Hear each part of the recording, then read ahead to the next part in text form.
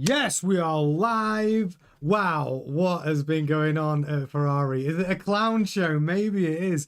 So we broke the story yesterday about John Elkann's comments where he literally points the finger at Ferrari's failure firmly at the doors of the drivers, where he basically said, focus more, talk less. Now, the drivers have responded, which I think is great because he's told them to shut up and they've not done that. They did respond in a elegant but telling way. But it's not their responses that are so fascinating. The whole world seems to have responded to John Elkann's comments. Even Jenson Button has been getting in on the act. So lots to unpick, to talk about. This story just gathering more and more momentum over the last couple of days. So I'm going to say a quick hello to the chat. Hey, Kyle, how you doing, my friend? Yes, we're closing on 2,000 subs.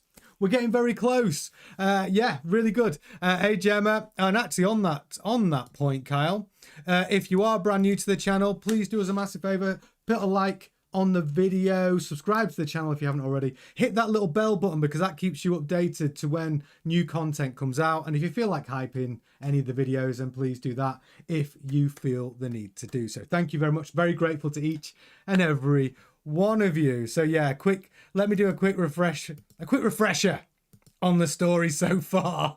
So John Elkann, what has he been doing? I mean, what has he been doing? So basically, we sort of broke the story yesterday, and it's been going on.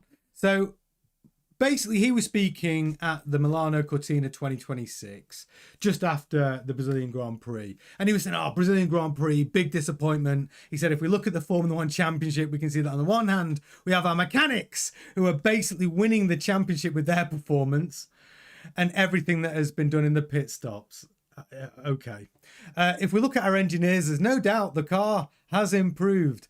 And if we look at the rest, it's not up to par. And surely we have drivers for whom it's important that they focus on driving and talk less because we still have important races ahead of us. And getting second place is not impossible. Right. Now, so he's basically telling the driver to shut up.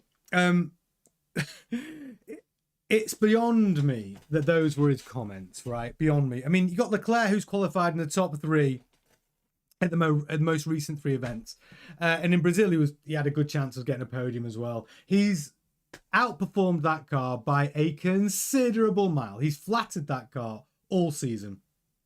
His qualifying's been outstanding, and everyone's annoyed because John Elkann's trying to heap praise on the engineers. Now, I've been trying to work out why he's done that, because the engineers and the designers built a car that was only really any good at a certain ride height. Now, the problem with that ride height was that by the end of any Grand Prix in the calendar is the car becomes illegal because the ride height is too low, and it wears the plank that's underneath the car. It wears too much and makes the car illegal, which is why Hamilton got disqualified in China. But remember, in China, Hamilton won the sprint race, which is only 20 or so laps, right? So you don't have that problem. So the car was built to be competitive at a low ride height, but that ride height could not be sustained over a full Grand Prix. So what did they do? They raised the ride height of the car, which basically means that the ground effect, which means because the car's higher, the ground effect which keeps the car gripped to the road was not as good as it should be, which meant the car handled worse and it wasn't as grippy, right? That's the basics. So they try and fix it. Halfway through the season, they develop three engineers and designers make a new suspension, put it on the car. It hasn't really worked. It hasn't really done any good. The car's still awful to drive. Has it improved it slightly? I don't know, maybe. But it's definitely not an achievement from the engineers to say the engineers are doing this fantastic job. What he's referring to is the pit crew. The pit crew who have been doing pit stops, they are out of the DHL leaderboard. They've been consistently doing pit stops around 2.2 seconds. They've never had any of the top 5 fastest pit stops, but they haven't made any mistakes. So consistency, the pit stops have been good. Well, all right, here's a round of applause for your pit stops. Big tick. That doesn't really solve the problem of why the SF25, the current Ferrari car, is handling like a bag of spanners. They haven't fixed the ride height issue. And here's the thing, Red Bull had the same problem. until midway through the season, where they changed the floor, brought some upgrades, and they solved the ride height issue, which is why we saw this upturn in the Red Bull and Max Verstappen's performance towards the end of this season. Mercedes solved the problem. McLaren solved the problem right at the beginning of the season, yet Ferrari were not able to solve that problem. And that's not down to your drivers, right? That's down to your engineers. So heaping all this praise on your engineers, it just shows a fundamental lack of understanding of how your Formula One team operates, what the problems are within the F1 team. And really, your two best assets actually at the moment are probably Leclerc and Hamilton. Now, I know drivers will make mistakes. Drivers are not going to be perfect, but you've got two drivers there who are two of the best drivers on the grid, without a shadow of a doubt. And how can I illustrate that? Well, the reason why the car becomes more important is because let's look at McLaren. You've got Norris and Piastri, good drivers. I would argue that Charles Leclerc's a better driver than both of them, and Hamilton actually. Yet they dominated. They've dominated the season. Okay, Max Verstappen closed the gap towards the end and he's putting a little title charge on. But you've got two drivers there in a good car. Oscar Piastri, it's in his third season. He's a good driver. He will become a great driver, but right now, he's a good driver. Lando Norris is a good driver. Yet they've dominated. Max Verstappen, Charles Leclerc, George Russell. They've beat them hands down. Because of the car, right? So give Leclerc and Hamilton a good car. Guess what? You got a chance of winning the Drivers' Championship, especially Leclerc. And Leclerc's absolutely outperformed and flattered the SF25. Now, John Elkin has not only been getting a huge amount of backlash, which we're going to get into in the video, but first of all, let's get into the reactions from Lewis Hamilton and Charles Leclerc. And I'm glad they reacted. It was the right thing to do. So let's first of all go to Lewis Hamilton's reaction, okay? So Lewis Hamilton's reaction, after being told to shut up, 3 hours later, in a coordinated response, actually, because him and Leclerc both responded about 3 hours after the story broke, where they saw these comments from Elkin. And you got to remember, Elkin is the chairman and majority shareholder. He literally owns brand Ferrari, not just the F1 team, road cars, everything. He is a billionaire and a bigwig. So, you know, he's a powerful man, but unfortunately, he's showing that he doesn't have a clue what it takes to build a successful F1 team. Anyway, this is what Lewis Hamilton had to say. I back my team. I back myself. I will not give up. Not now. Not then. Not ever. Thank you, Brazil, always. Now, I actually think this is quite telling. So he's not obviously going to turn around to John Elkann and go, oi, do one. Stop what you're saying. But he doesn't want to be put in a box where he's going to listen to another man say, don't you say anything. He's like, all right, what I need to do is show you that I will respond, but I'm going to respond in a way that's right for me and still respectful. So what he says is, I back my team. He's basically saying, I've never not backed my team. Any constructive criticism has been because I want the Formula One team to improve. I am not scared of I don't need to be politically correct in this team because I've come into this team. I don't want to be like Sebastian Vettel or Fernando Alonso, who comes to Ferrari, doesn't say anything and doesn't win a world championship. He's come into the team and gone, wow, this team needs to change. And because of their lack of driver championships and world championships, he's right.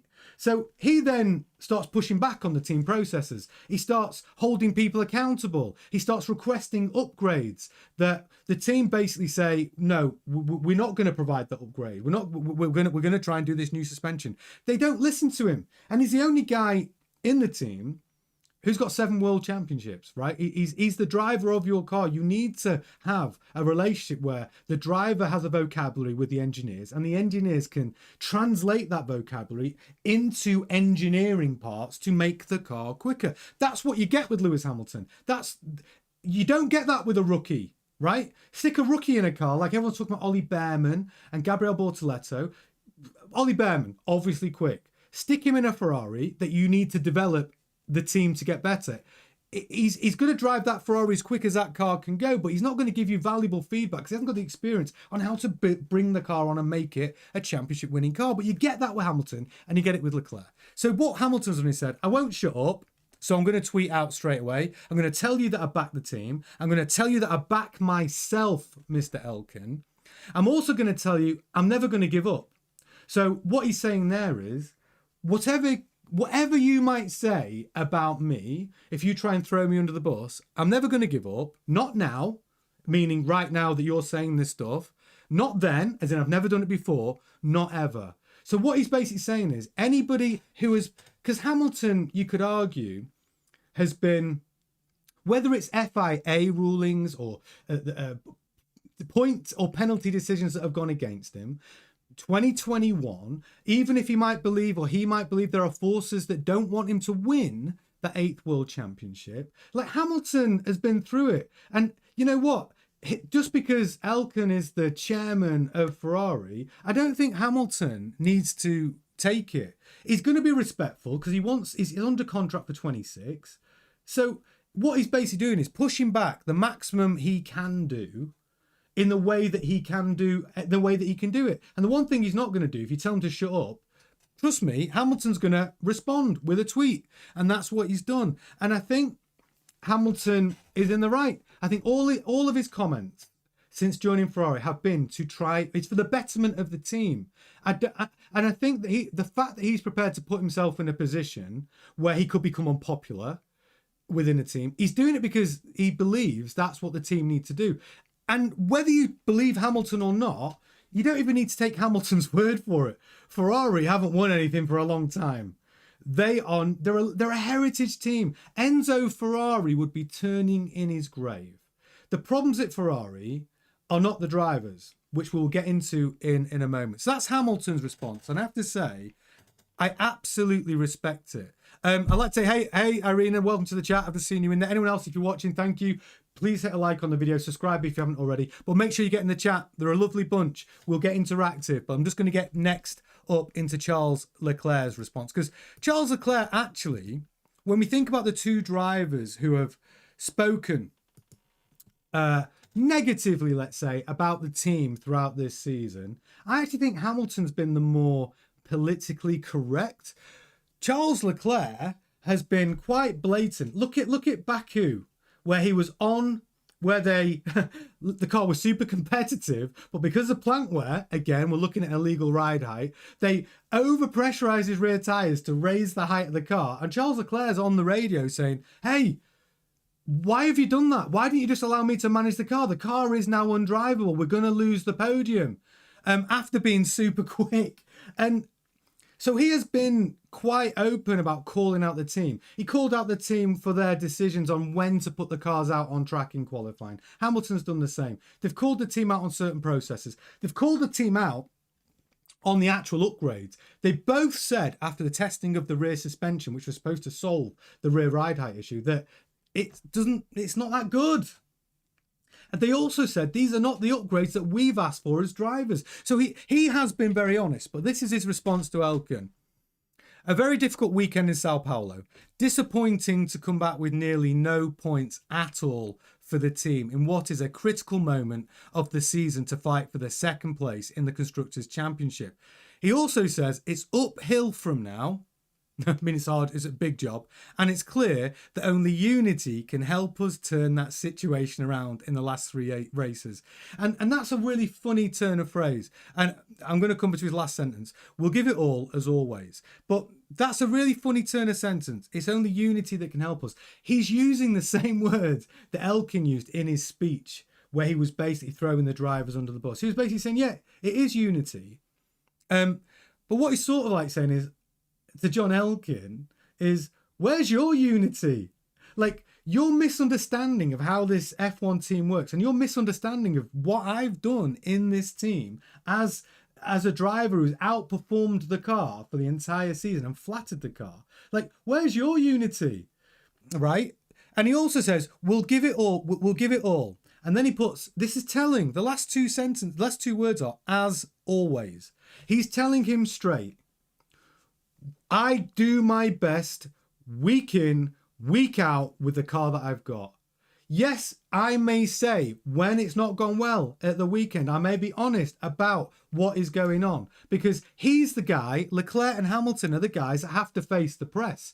And here's the big thing about all of this. John Elkann has set Hamilton and Leclerc up, so when they get to Vegas on press day on Thursday, what do you think they're going to be asked? All the questions are going to be, what do you think about what John Elkann's comments were about you two? I mean, they're put in this ridiculously difficult position, and they've got a race at Vegas, and they still want to compete for the second place in the Constructors, because they're now fourth, and it's a $40 million swing between fourth and second.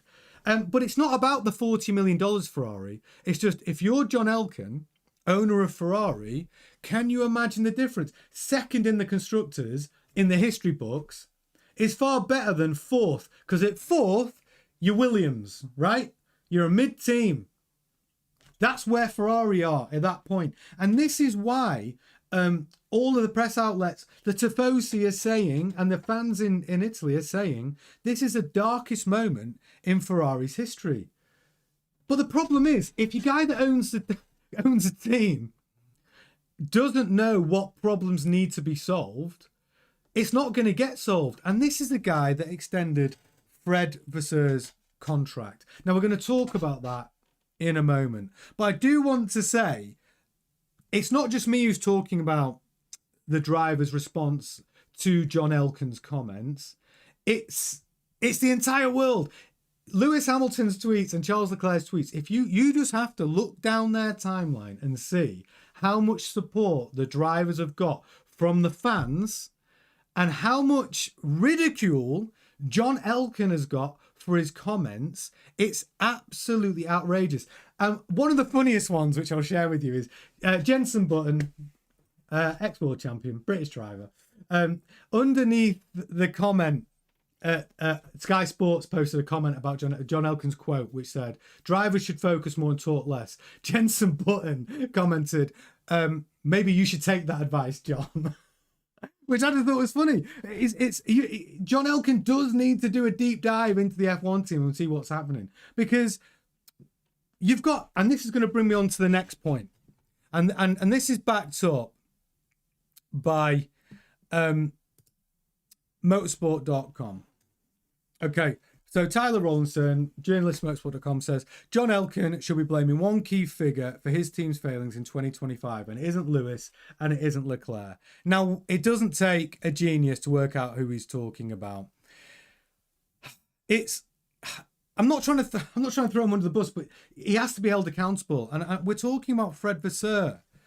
I mean, Fred Vasseur is the team principal at Ferrari. He is responsible for gelling the entire team together. And the problem is, he's not doing that. But I don't want to just throw Fred under the bus, because I think Fred's in a really impossible position. I've been quite harsh on Fred at times, but now I see what he's dealing with John Elkann, and what I see with how he has... I think Fred is genuinely trying to change the culture and philosophy within the Ferrari team, which is why he brought Hamilton in, which is why he sort of backs his drivers. But obviously, Fred's boss is John Elkann. So Fred's been uber quiet. He hasn't said a dicky bird after all of these comments have come out from John. But I think Fred's in an impossible position. But I also think he has to be held accountable. I mean, you can tell there's a massive disrespect in the team towards Fred Vasseur. I'm not talking about from the drivers. I'll tell you right now, Charles Leclerc and Lewis Hamilton really appreciate Fred Vasseur and think he's good. They do. Whatever we might think as fans, the drivers appreciate what he's doing. And I think it's because there is an institutional cancer in that Ferrari team. It's philosophy. It's a kind of habit and an attitude that doesn't work at Ferrari in a modern Formula One team. And I think they're all trying to change it. But when you've got engineers at race weekends arguing and almost fisticuffs with Fred in full view of the media. It's a huge disrespect to Fred's leadership. The engineers who have been there, some of them have been there for 20 years at Team Ferrari. Yeah. They're family. But it doesn't mean they're the right people in a modern F1 world. And they feel that they're able to object and to almost, like I said, fisticuffs with Fred, and they don't respect his leadership. So now you've got this camp in Ferrari that feel that they're saying to Fred, why have you brought Lewis in? What value does he bring to the team? He's complaining about us. He's saying we're not doing a good job. Okay, well, maybe you're not doing a good job. The car is the proof. You can't say that Charles Leclerc or Lewis Hamilton are not capable of winning a world championship in a good car. They're not building the car, right? Hamilton's only been there this season. Leclerc's been there for many seasons, and he's your golden boy. But the way Leclerc talks, you're not listening to him either. You think you know better. Those days are gone, right? Those days of Ferrari, this arrogance, this prideful position of your team, you need to get humble. That's the truth. John Elkann, you need to get humble, because John Elkann, you can't run that team as team principal because you obviously know not enough about how a Formula One team operates. Fred Vasseur might be the wrong man for the job, right? Because if he can't get that team, one, performing better from an engineering and design point of view, two, retain key members of your team, talent. He's lost Zimmerman and Schmidt, who've gone over to Audi. Zimmerman, the lead designer of the 2026 power unit. We all know that the data coming out on that power unit isn't great. We all know that when Zimmerman decided to go to Audi, that he let slip that the power unit he designed has not even been on a bench or a dyno. So no one knows whether the power unit's going to be strong or not. But why would he jump ship before he's even seen his power unit in a car in 26? Because the rats leave a sinking ship. So Elkann is in cuckoo land if he thinks Ferrari have got a nailed on package for 26. What Ferrari do have is two great drivers for 26. What they have massive question marks about is the car. The car. So Elkann has got it all completely topsy-turvy and wrong, and the backlash has been horrendous for him. Right, I've been on my soapbox. Let me get to the chat and see what you guys are saying. So right, the Arena says not only the ride height, but the brakes too. Exactly. Leiko from the third lap is a joke of the car. What if you're unsure, like lift and coast? So great point, Arena. So the Ferrari not only has a ride height issue, we've seen Lewis Hamilton pushing towards the end of the Grand Prix. Leclerc lets him go by. I think it was Austin, wasn't it? Was it Austin? Or was it Azerbaijan? I think it was Austin. Anyway, let him go by. He's attacking. What happens? Catastrophic brake failure. They blow up. The engineers looking at telemetry don't see. They don't tell them the brakes are about to blow up. They didn't know that. But what they did do is tell Charles Leclerc on lap 7, lift and coast. That Ferrari, the entire season, and Leclerc and Hamilton have spoken about it. We may as well call it the lift and coast SF25, because that's what that Ferrari's been doing all season. That car, and the drivers are having to moderate or control that from the cockpit. If you're trying to do a 72 lap race with lift and coast, what does that tell you straight away? The car you've given them is not fit for purpose. Lando Norris and Oscar Piastri in the McLaren, or even Max Verstappen in the Red Bull, have we ever heard the term lift and coast? Not really, right? Not really. So when we look at what those drivers have had to deal with the SF25, they're dealing with a badly designed car, a badly engineered car, yet you're telling the world, hey, the engineers are doing great because the pit stops are consistent. That's why the whole world is turning on John Elkann and telling him he's an idiot. I mean, he's obviously not an idiot because he's done very well from business wise. But when it comes to understanding his Formula One team, he's trying to compare it to his endurance team. It's like comparing cats and apples. They're so different. It's such a different formula. It's a completely different way of winning. But to say that they've done well in that formula, then that team, if they were in F1, would be winning is insanity. It shows such an ignorance. And, he's getting ridiculed, but it's rightly so. You're just better off not saying anything. Seek to understand, John, before you start saying these ridiculous comments. And one thing you don't do is piss off the two good things you've actually got. Because I'm telling you now, Charles Leclerc was in a McLaren, he'd beat Lando Norris and Oscar Piastri. And I think, if I'm honest, Lewis Hamilton would beat Lando Norris and Oscar Piastri. The car's the thing. The engineering's the thing. The design of the car is the thing. And 2026 is not looking good, John.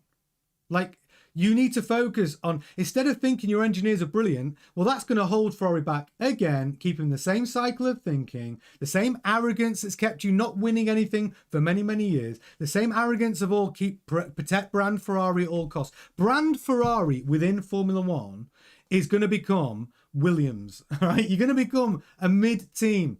And even this season, you're fourth in the championship, and it isn't the driver's fault. Drivers will make mistakes at times, but give them a car that's consistent throughout the season. You've got two drivers there who could win you the world championship. But going back to the Fred Vasseur, I want to hear what you think. Right, I'm going to do a quick poll for everyone's watching. If you just joined us, by the way, please do smash a like on the video, hit subscribe if you haven't already, hit the notification bell to keep up to date with all our content. But I do want your help on this. I'm going to ask you a quick question. Should Ferrari sack Fred? It's brutal. It's brutal. I want to know, is Fred Vasseur the right man for the job? And I want you to tell me what you think. The poll is on. I do love a poll, but I'm curious to know what you think. I'm not all about like a man losing his job, and I do try and be fair. And I do think the drivers respect Fred. They like Fred, and I think he has championed the drivers within a team which has got engineers that have been there 20 years. They've got this old way of thinking, and I think in a modern Formula One team, that's the issue. They need to, if you look at what Adrian Newey's doing over at Aston Martin, he's cleaning house, right? He's been there since March, only to work. He's an owner of the team now, obviously, designing the 26 car. And it's going to be a rocket ship. But that's not all he's done as a leader of that team. He's gone into the team and he is culling people left, right and centre. He's called 8 people from the aerodynamics department. 2 major heads have rolled. Adrian Newey knows that the problem at Aston Martin is the way that team functions. They've got too many people there. It works in silos, and there's not enough communication between the departments, and it needs streamlining so they can speed up. Because Aston Martin, Adrian Newey realises at Aston Martin, it's speed that Formula One teams need. How quickly you can roll out an upgrade, how quickly you can calibrate all of your new systems and new tech that you roll out. Speed matters. Now, Ferrari, that's the one thing that team do not have. They do not have speed in developing upgrades. I mean, and they obviously do not have the engineering know-how to solve problems that other teams have solved. Like, maybe it's time to let the engineers go who have been there 25 years, right? Like, still dreaming of the Schumacher era where, he's winning world championships for you. Like, the game's moved on. If you look at someone like Adrian Newey, he used to be the aerodynamics department, the engineering department, right? He'd also be design department. One man would do it all. Now most teams have around 500 members of staff. Aston Martin have got nearly 1,000 at their new facility. Now, that's the thing. But you've got to change. Ferrari can't just say, we're a heritage team, this is how we do it. If Enzo Ferrari was still alive today, do you not think that he would have modernized the team and ruthlessly let people go, brought new talent in, I mean, I'm here for it. Tell me which Aston Martin are bringing best in class in to their team. Cadillac, even for 2026, have been going out poaching staff to try and get the best they can get in their class next in 2026. Audi have already poached two of Ferrari's key men. Zimmerman and Schmidt are at Audi for 26. It's Ferrari, it's ego, right? It's brand Ferrari. But it comes back to Fred. That's why I set the poll up today, right? Is it time for Fred to go? And if he does go, who the hell replaces him? Because this is what I think about Ferrari. Ferrari need a strong leader where they can turn around to the team, like Hamilton's been trying to do as a driver, unsuccessfully, and say, hey, this team doesn't work. You in engineering, not good enough. You in aerodynamics, not good enough. Who designed this rear suspension? Not good enough. Like, those are facts. Other teams throughout this season who have developed and upgraded the car, thinking about Red Bull as a prime example, who solved the problem that Ferrari couldn't solve. Look at the improvement in performance in Max's car over the last 4 or 5 Grand Prix. They solved it halfway through the season. They recognised the problem and they sorted it. New floor, new aero parts. They fixed it. Right? Someone needs to get into that team and tell them what they're bad at, without them pushing back going, oh, we're Ferrari. That's my Italian accent. Sorry, terrible. You can't talk to us like this. John Elkann on the phone. No, it's ridiculous. Like, you need to, someone needs to go in and say, yeah, not good enough. None of you. Not good enough. And he has to, and they have to be humble about it, and they need to start again. And if people need to get sacked, they need to get sacked. So they need a leader who is given complete autonomy, because John Elkann cannot interfere in that F1 team. That's the other big thing that we've learned from John Elkann's comments. John, you might be a fantastic businessman, but you cannot interfere in the F1 team. What you need to do is find one leader that you can actually trust, a leader, you know what I'm going to say, you're not going to get him, and some people might throw pelters at me for this, someone like Christian Horner, who's a dictator. Because if we look at teams in the past, look at Ron Dennis, Christian Horner, even now, Toto Wolff, Flavio Briatore, Frank Williams, all dictators, all strong men who ran their team in a way that the buck stops with them.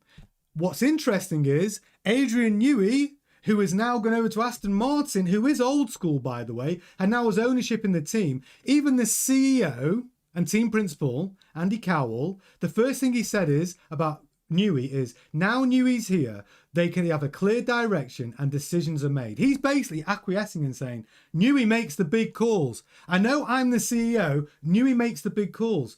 Anything that needs to be changed, the direction is decided by Newey. People need to go. It's decided by Newey. Operationally on race day and everything else, and also from the power unit point of view, Andy Cowell is extremely useful, but he knows his place. Now, Ferrari need a guy like that.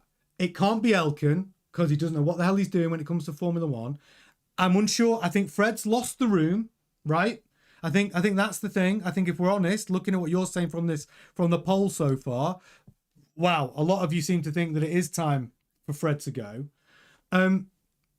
So Elkann needs to replace him with a leader who can actually lead. And I don't think it can be somebody that they promote out of endurance championship. I think you're looking for somebody with proven track record in Formula One. And there's only one guy, isn't there? And it's Horner. The problem is, Horner's never going to go to Ferrari, because Horner's not going to go there because they won't give him shares in the team, right? Horner's not going to put himself in a position that was in at Red Bull ever again where he can be sacked.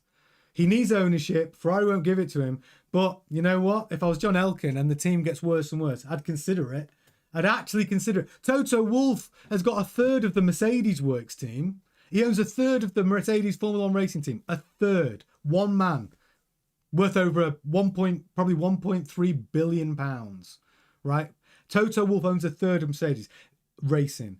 Enzo Ferrari would never give even 0.1% of his racing team away. And I think that's why Ferrari would never do a deal like that. Yes, they've got a big check, but yes, they could pay him 100 million a year, because as we've all learned about the cost cap, the 3 highest paid members of the team doesn't come out of the cost cap, the team cost cap. So they could pay him $1 billion a year if they could afford it, and it wouldn't come out of the team cost cap. But I think it's 99% chance that Horner will not, under any circumstances, no matter how big the paycheck is, go to Ferrari. But Elkin needs a guy like that. Maybe there's a guy in that Ferrari team right now.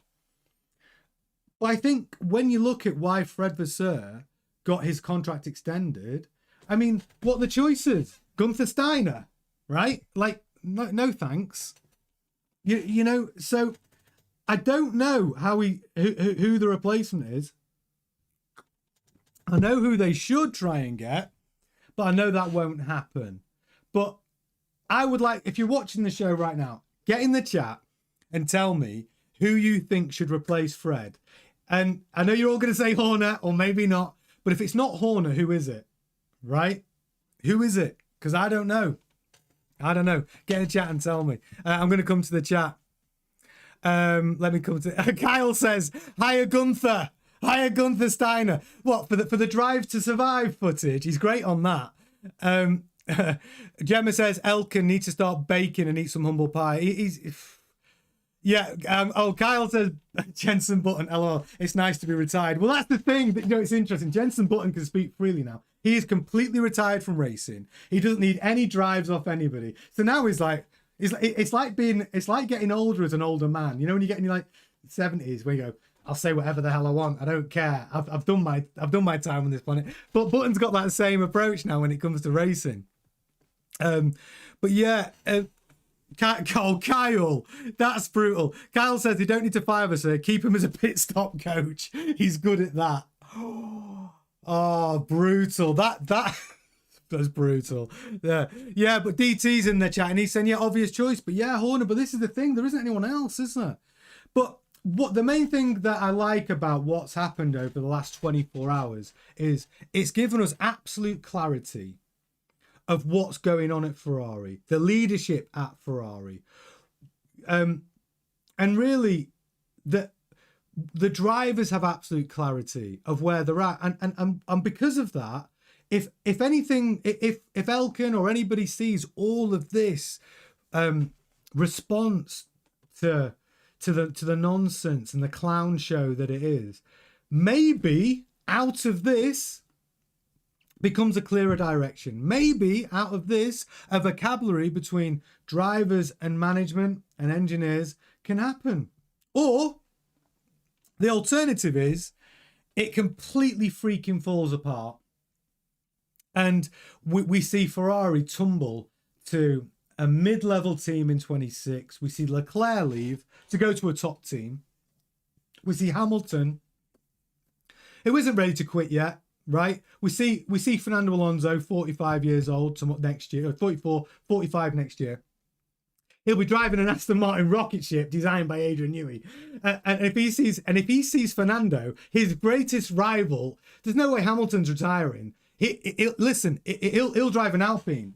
He's not going to retire if Fernando's still racing, and he wants that 8th world championship. So we will see those drivers leave, because like Max says, he'll drive the fastest car on the grid for free. He doesn't care what the name is across the door. They're racing drivers. They don't. There's a romance about Ferrari, obviously, but if the Ferrari's not fast, it doesn't matter. There's a romance about Ferrari. Yeah, we can think about, you know, Michael Schumacher, Alain Prost, and all the greats that have driven for Ferrari. But if the fastest car's a Cadillac, then they drive that car for free, and that's what racing drivers do.